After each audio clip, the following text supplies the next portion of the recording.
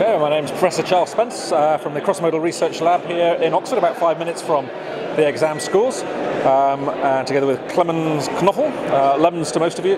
He is co-organising the ABA 2012.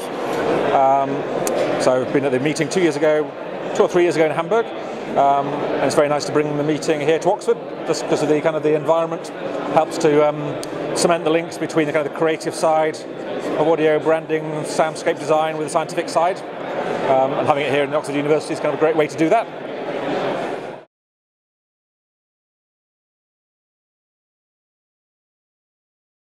Something we rarely do.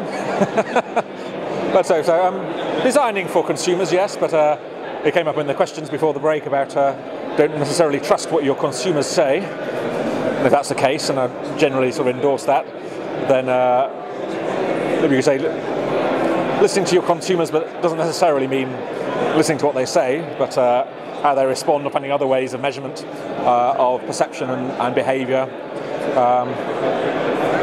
So I think designing for the consumer, or the customer, or for the diner, in the case of my talk this morning, is important.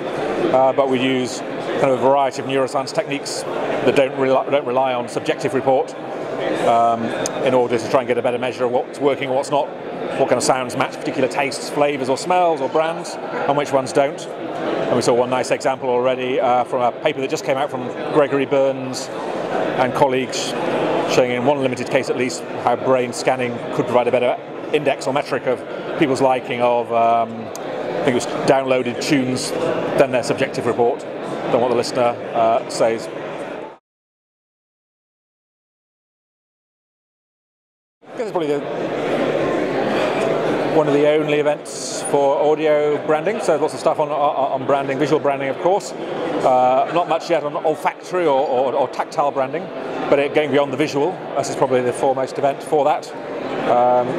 Here primarily on audition, but you can imagine how it might extend in years to come to the other senses. I think unique in having a mix of the academics and the practitioners here.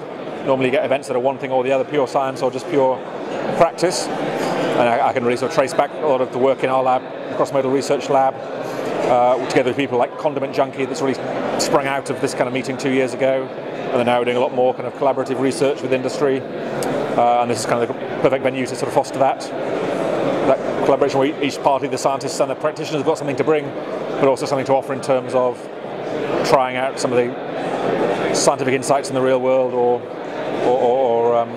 advising the real world practitioners on better ways of doing things and measuring things. Pretty good, but it's only just started. So the 2 other weeks, I guess we'll have the scientific talks at the moment, but looking forward to Clemens after the break. Yes, the party this evening at Freud's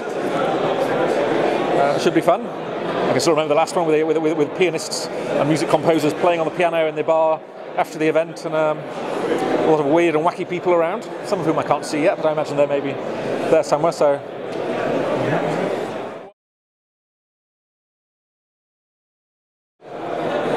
Well, again, you can edit this, can't you, Christy? You don't need to have all my pained expressions in there. Again, just started, but I think the venue's very nice. Definitely different from last year's conference venue, and surrounded by all these historic figures. There probably aren't too many branding conferences, and have been held in such auspicious surroundings. Oh, nice to see Nancy. So she's been introduced to me to the business school here. She's a business, I'm in psychology, but we rarely communicate with one another as departments, and she's been introducing me to some of her classrooms there, so it's nice that I've got to speak to her marketing students, so it's nice for this time, first time I've heard her speak. So nice to see what she's up to.